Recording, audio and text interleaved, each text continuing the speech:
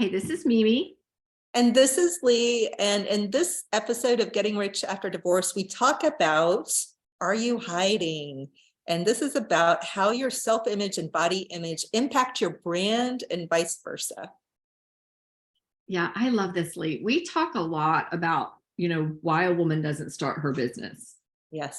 And you can have a lot of reasons, I don't have enough time. I don't have enough money. I can't pick my idea, all kinds of reasons that you're stuck. But often one of them is this idea that you're hiding. Yes. And this is the one that you're least aware of, because how could it be true? Because it is true that almost 100% of the women we talk to want to say, oh, but I'm just worried about the time. I'm not sure I have the time. And, I'm just worried about, the money. How can it be true? Those are just excuses, which coaches, can spot easily. It's rarely true that those are actually the issues, but the hidden issue is the fact that you want to stay hidden. Yeah. And it's often the hardest to kind of own up to and to uncover, and for you yourself to bring to light. Right. I think I wasn't as aware of this when we first started, because I had been on YouTube videos and I had been seen, but I was also seen from here up. And so, I know, remember, what was that challenge called? Like the ice bucket challenge that was going viral in the early 2000s somewhere. I don't know.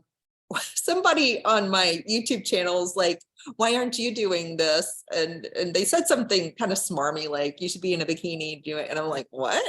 But then that challenge was such a thing. Somebody challenged me to do it, but I showed up.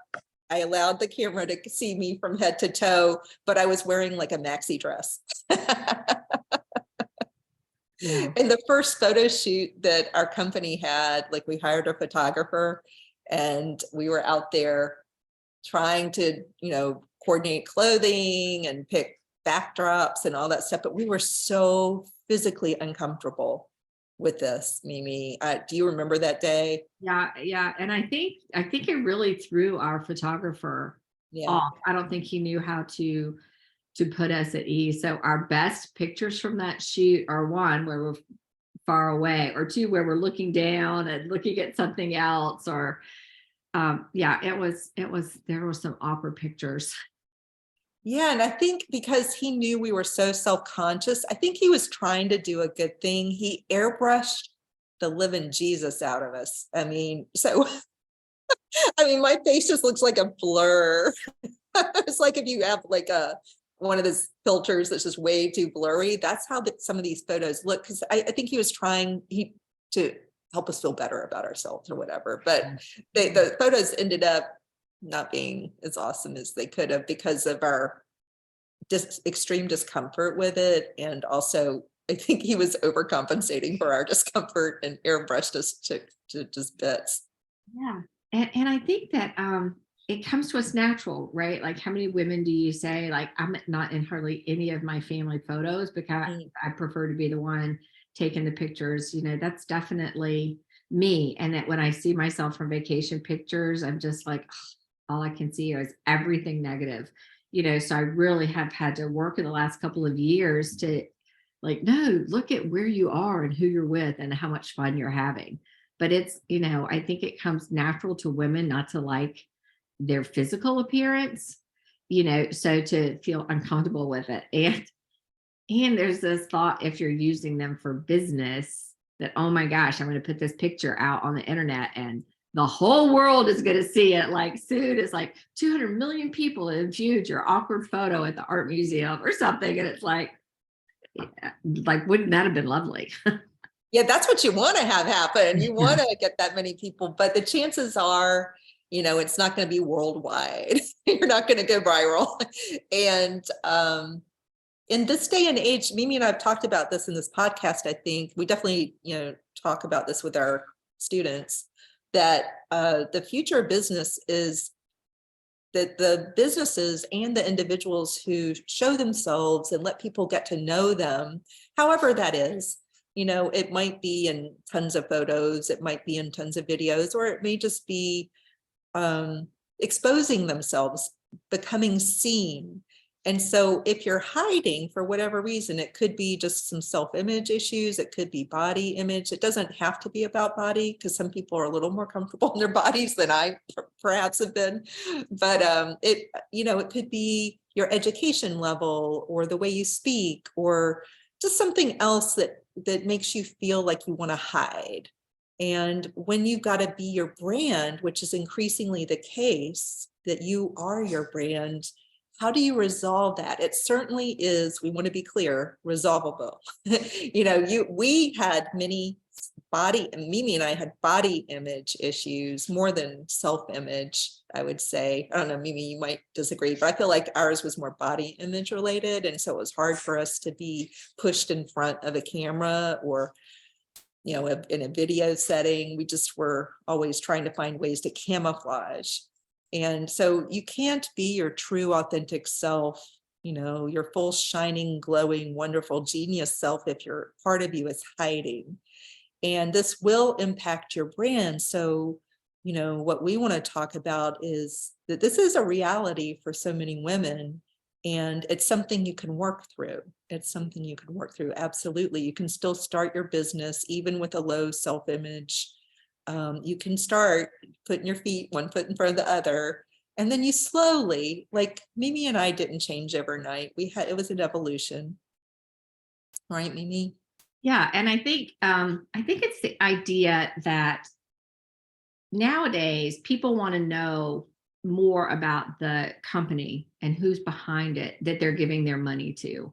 It used to be like whoever advertised the loudest, that's who you would buy from. But I think people are a lot more discriminating now about where their dollars go. And so there's this kind of turning towards authenticity and really knowing that the person in the company that they're dealing with, especially, for us, we have a really personal business, right? Like we're working one-on-one in Zoom rooms and chatting with people live. So if somebody's going to come in and really, open up their heart to us, they really want to be able to trust us.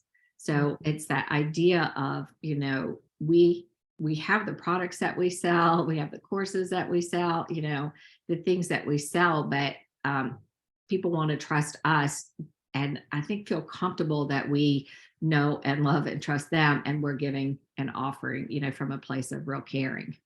Right. And a part of people relating to us and to you is really seeing your vulnerability and the parts of you that make you human. And I definitely warm to, so to speak, I'm warm to people who are more human and less perfect, who don't try to be perfect or present a perfect image and talk about the fact that they're not perfect. Those are the people I'm far more likely to trust, their authenticity and vulnerability than I am somebody who's putting on like a glossy sheen all the time. In fact, I'm less likely to hire that person, especially as something, as personal as a coach, even a business coach. I don't want somebody who's got their Maserati sitting behind them and is, dressed to the nines with, a whole team, unless they're also talking about how imperfect they are and how vulnerable they are. I need to see both. Yeah. Because there's nothing wrong with a Maserati or a ball gown. It's just what's being presented. Yeah. What are they trying to show with that? Mhm. So, we're talking, a lot about images, photographs, videos, and so when you're uncomfortable with that and you get in hiding mode, I think that keeps you stuck, right? Like this idea that we're going to have to be out there. And so often people think, well, maybe my business isn't going to involve, like a ton of photos, maybe I'm going to have an Etsy store. The Etsy stores I buy from, their photos are up there. They tell you a little bit about themselves. Like they're trying to break through the noise, right? And let you connect to who they are and what their brand does and why they're in this business. People want to know why your company exists. So, it's not like you have to go out and be a TikTok star and you're dancing, and like Lee said, you got on a bikini and you're like, oh, look at me. I'm at the south of France having such a lovely time. Like, it doesn't have to be like this extreme number of videos, but and the hiding can take a lot of forms. Like, say you've got a brick and mortar store, you're competing with all the other brick and mortar stores. Why do they want to walk into yours? If you've got a blog, that's a vulnerability in a totally different way, right? Like, you're really sharing your stories. If you have a podcast, the podcasts that I listen to, the blogs that I read, even the books that I buy are because I have a connection to the author and the creator in some way. They've opened up and let me step into their world. So there's lots of different ways that hiding can affect how you go to market and how you even start your business and take it to the next level. Exactly. And so, again, we get back to this concept in, our day and age where you are your brand, and most likely at some point you've got to step forward. And even this can be something as simple as writing your bio on your website. We struggled with that too. Like, how so often they're in this funny, like, awkward third person, like, Lee is a this and she's done this and this and this, and you're supposed to do it that way. But it's really awkward even just to write your own bio, because it's like, what do they want to know about me? And then you start getting into what your degrees are and your certifications and how long you've been in business. And it starts to feel hard, especially because some people, it's not about their body. As we said, it's about, I don't have my certification yet. I've only been in business, 2 months. How do I make that sound impressive? And, how do I talk about myself? I feel like my life has been a train wreck and I'm trying to get my life together. So how do I tell my life story and sound compelling? And I think my answer to that would be, as kind of a writing coach, from a writing coach perspective, would be, well, you tell the train wreck story. You let people in, let them see that. Yeah. And often it's the stories that you've been hiding, right? That Yeah. you're, back to that idea of hiding. It's the stories about your life that not everybody around you has known, because we're so adept at creating a facade and, living and existing behind it. So this idea, and it isn't like the first day you come out, you got to dump all your dirty laundry, your Yeah. clean laundry, like everything about you out into the public. But Yeah. it's just, what we want you to start thinking about is, where am I hiding? How am I hiding? And what are the steps that I can take to start dismantling that a little bit? Yeah, it maybe brings up a good point. There is discernment in terms of, it depends on the type of business you have. Like, if you're gonna, let's pick body image. This is something that most women can relate to. If you're gonna have a body image coaching business, you need to be able to tell your body image story and not try to look perfect. I would argue even a personal trainer who's been not always perfect in their body and had a there and back story is far more compelling to me than someone who's always had a perfect body and never had to worry about losing weight. I wouldn't even trust that person to give me good advice or make me feel good while they're giving me advice. So, if you're running a restaurant, let's say you have a bricks and mortar restaurant business, you don't have to reveal your stories always in that kind of way. But I think just seeming human, being human, will make people want to come to your restaurant. Yeah. In whatever way you want to make yourself seem human. But people don't want, like, too much information, beyond what they need, but they just need enough to know that you're human and that they can be human too in your space, whatever space you're offering with your business. Yeah, I have an interesting example about this. So one of my coaches has one of the most successful marketing podcasts on Apple Podcasts. I'm guessing across all the podcast channels. But she said one day she got super vulnerable. All she ever talked about was marketing tips, how to market, how to market, how to market. And one day she got super vulnerable and shared her weight loss journey story, and her business exploded. And to this day, she's had hundreds and hundreds of videos out. It still is one of her most popular videos, because that's when everybody could say, oh, I know this woman. I am this woman. I've shared this pain. Like, it was so much easier to connect to her as a person now who is teaching marketing tips, not as this like marketing guru who's so successful that like maybe I can learn a couple of things here. Like, it just made her so human and relatable to all of the, I think she has a primarily female audience that she was connecting to. It's like, all of a sudden you felt more connected to her and therefore more able to receive the messages that she was getting and the lessons that she was teaching.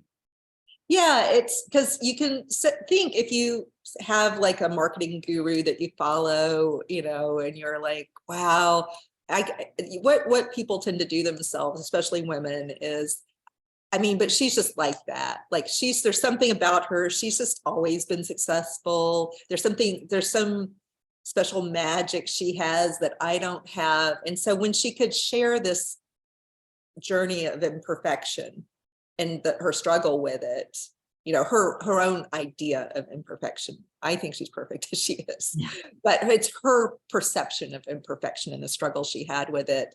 Then suddenly it breaks the ice. It's like, oh, she is human. She's not just a superstar who's always perfect. She has the struggles just like me. So maybe I, with my struggles, could do, something like what she's doing. It does make, people warm to that. We are, a species based in language. We love stories. So, and sometimes even just a photo, even though you don't have to have tons of photos, even just a photo of yourself tells a story. And then when you are branding and putting maybe a photo on a website, think about what is the image people would warm to. Is it you standing there with your arms crossed, like the typical corporate photo, with a brick wall behind you? What are people going to warm to? Is it you, with your dog, like down on the ground playing with your dog? Depends on the business, but what are people going to warm to, and what shows your true spirit? Yeah, it's good. And it's, I do think it takes practice, right? It Like, does. oh, thanks for telling me this. Now I've got wonderful, self-image, and I'll be sharing myself across all of the different social media. Going to put on the bikini now. Thank you. Yeah, here I go. It takes practice and just sharing, a little bit. And I find it super interesting that a lot of, like, if you hear celebrities talk, they all tend to be like, not all of them, a lot of them are like shy and introverted, like you think they're all going to be like so flashy and like, oh, they just want the attention, and a lot of, like really successful business people are very introverted, and, this has become like an outlet for them to share. So I think, for me, I'm the same, like I never share a lot of like really personal stuff. And I just had to, like, one toe at a time, be able to come in and talk about, what was happening in my life, how I overcame it, and how I want to help you do the same. Right, exactly. And yeah, all this stuff, I'm glad you brought up Mimi, even though it may seem obvious to us, we're not saying, oh, now that you know this, just go out there and feel better. Yeah. It takes Yeah. time. It took us years, really, years I to, mean, I still struggle in a photo shoot. yeah, me too. Me Not too. like, oh, I'm not going to struggle anymore. I'm going to all of No, a sudden love a photo shoot. no. But now I don't go into it with this sense of like total dread and feeling uncomfortable, which, is very helpful for the photographer, and it helps create better photos at the end of the day. Right. And even still writing a bio and, working on my bio is hard. It's something, it's like, if you've ever had to write a dating profile, whenever you're writing about the self or photographing the self, suddenly all your insecurities come up. And the message we have for you is that you can get more comfortable with this. It is possible to stop hiding as much and slowly crawl out from behind whatever you're hiding behind and whatever get a little more comfortable showing whatever it is you think you need to hide.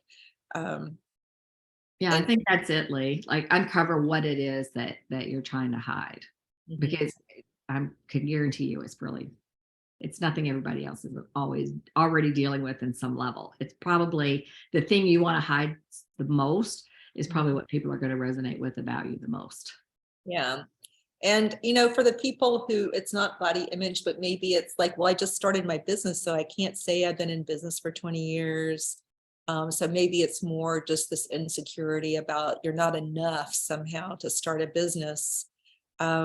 It's the same thing, you just become more friendly with the fact that maybe you don't have 20 years experience, but does that make you less valuable? Does that, you are enough in so many ways. Maybe that's a way that, you can't say that exactly, but what are all the things you can say? And maybe you're going after a client who wants something fresh, or just like something else about you. You offer something and you're definitely enough, no matter what you think your shortcomings are. So it's, even if it's not body image, you are enough. You are enough, and you can start to slowly not hide behind this not enoughness fear. Yeah, like when you were saying that, Lee, sometimes when somebody's been in the business for 20 years, they kind of take for granted the path that they were on and they forget the struggle at the beginning. So it's like, how can you take what you think this weakness is of I'm so new to it and flip it to be what your strength is? Like, I can so relate to where you are because I've just had to overcome that. Like, it's very close to me and personal, and you can understand where they are a lot more than somebody who's 20 years in the business, right? Yeah, there's a certain, definitely in the coaching field and maybe in consulting, things like that, or really any business. I think the longer you've been in business, there's a way in which it's harder to seem approachable or relatable. You have to work at it, I think, at that point to make sure people can relate to you. If you've reached some kind of meteoric, success and you've been in business, 1,000 years, people can feel like, well, that person's just so distant. And even if you're not, they can just perceive you to be on some kind of pedestal that you're not actually on. And so you have to, when you're in that position, you have to work really hard to chip away at that perception that people tend to have. And so there's a big advantage to being fresh and approachable. Yeah, I think the trick is just to take what you think your weakness is and find out how you can Flip it. Yeah, can feel comfortable about it because it's bringing something different. exactly. Everything about you is bringing something different to the table. And that just to keep relating self-image and body image, same thing with body image. I definitely have some coaches and programs I've signed up for, and they're female coaches with a more rounded figure, and when they show themselves in a way that is more playful and comfortable, my heart warms to them. So they flipped the very thing that was hard for them and made it actually an asset that makes their business work. So yeah, it's a rich topic. We'll be talking more about this because there's so much more to say. Yeah, and how it weaves into the brand that you want to create. So we really will be talking about it a lot too, as we relate it to brand. Exactly. All right, Mimi. Any other questions? Anything else? Are we complete with this? No, I think that's good. Thanks for being here today. Drop a like, follow us if you're not already following us, and we'll see you next time. All right. Bye.